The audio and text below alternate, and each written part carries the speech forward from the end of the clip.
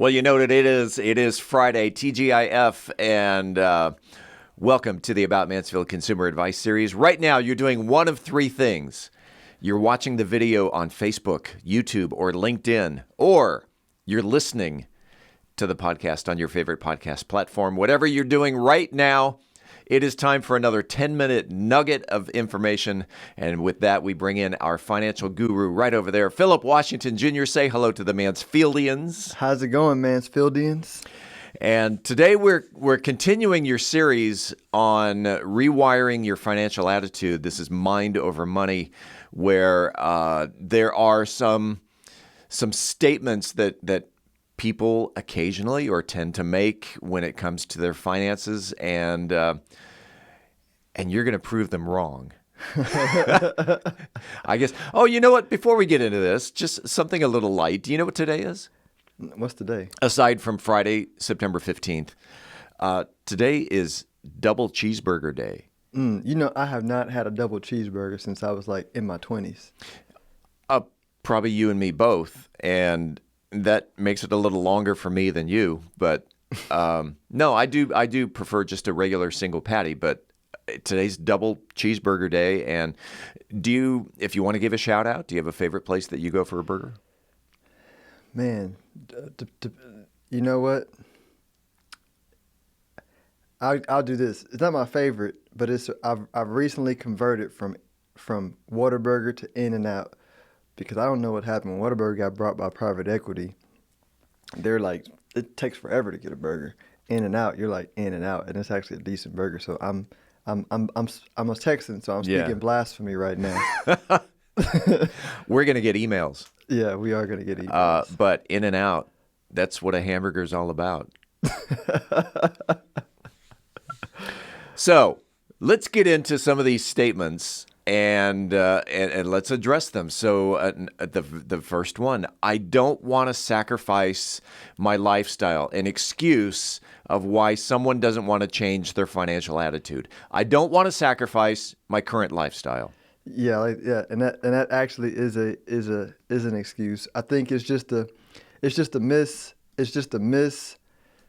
misunderstanding of what's required to upgrade your mindset. So because there's so many books written on this is how you do this and this is how you do that and here's the path to $1 million or blah blah blah. You got all these experts and I've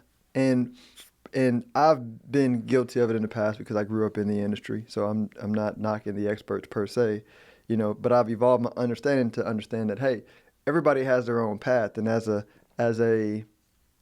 financial talking head, like I just want to help inspire people to their own path, right? And so I feel like the thought process behind sacrificing your current lifestyle comes from the personal finance mindset of you gotta sacrifice 20% of your income or 30% of your income to do this and do that. And I'm like, no, there's nothing that you have to do to get to where you want to go other than like change your mindset and then follow the path that feels easiest for you, that feels best for you. Because I know plenty of people that never sacrifice their lifestyle and continue to increase their income and lifestyle over time. Like, matter of fact, that's almost the, what I'm trying to say, more the rule, right, than anything. And it depends on how you cut it. Because like one of the things I've never had a salary my whole time. Yeah. I've had different businesses, and one of the things that was a requirement for my lovely partner, Sweetness, to do it is she said, listen, I don't care whatever you do, as long as like the mortgage is always paid. Meaning like don't majorly change our lifestyle. And I was like, cool. Like, and I did whatever was required to maintain our lifestyle, and it's crept up little by little over time. Does that mean that we, didn't have to, cut easy things? Yeah. Sometimes you do have to scrimp. And this goes back to, I think we talked about it last week or maybe a couple of weeks ago, that a side hustle is not a bad thing. Not at all. And that if you, all right, and even if that side hustle becomes your investment, that, all right, so I only make enough money at my 8-to-5 job to pay my bills. So, all right, go get a side hustle and take that money and sock it away. Mm-hmm. Yeah. Am I preaching to the choir? Well, yeah, but I think we're talking to the people, right? Oh, yeah. All right. So the next one. I've tried before and I have failed, so there's no point in trying again. Yeah. So the reason why I actually like this one is because like I personally feel it's okay to not try when you don't feel like it. So for a while in business, I would try to do I was working on doing live events, right? So like my history was, in college, we threw step shows. Like we brought a step show to San Antonio, which is not a culture, it's not a very heavily African-American culture in San Antonio. And so there hadn't been a step show. And so our team, I was the president. I was the leader of the team, but we had a team of capable people. But we threw a step show, packed it out with 1,000 people. Well, not packed it out, but we had 1,000 people at a step show. And it was an amazing feat that we did in our early 20s. And so fast forward, building Stone Hill, I did a couple of events, did a podcast, and had a decent result. But then I ran into a few hiccups that hurt my heart. Yeah. You know what I mean? And so it was a period where I was just like, I'm not doing events, right? And so I just didn't do events because that just in that moment wasn't my path because it just didn't feel, and I had to heal that wound.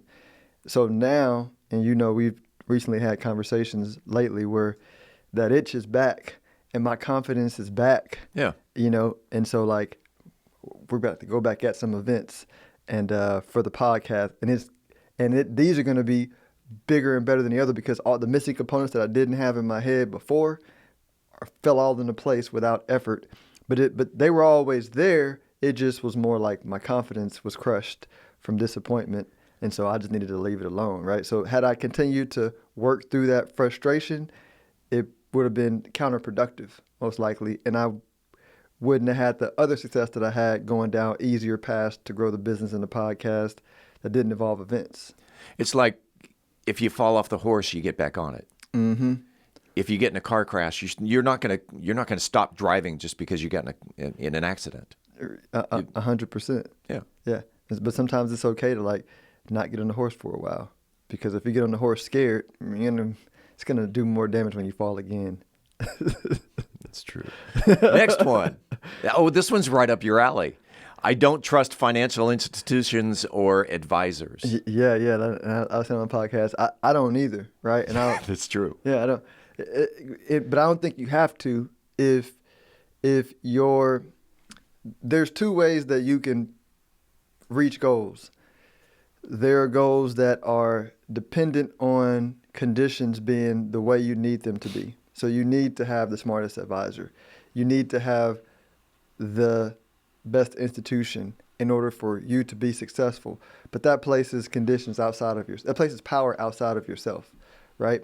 But that would be the equivalent of if our solar system, if the sun said, all right, planets, I need y'all to orbit me perfectly for this stuff to work. Like that just wouldn't work. There would be no life. The sun says, I don't need you guys to do anything.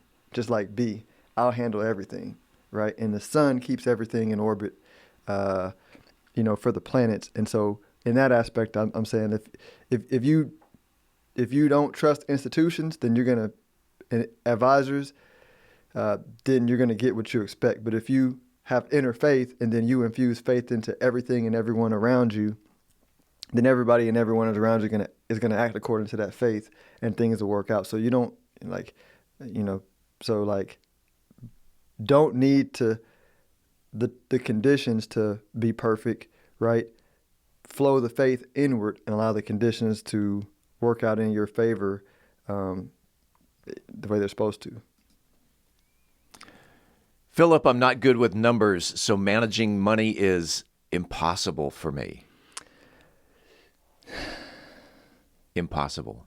Yeah, I don't like that word. Yeah. If you think something's impossible, then it's going to be impossible. Like things are going to be the way that you expect them to be.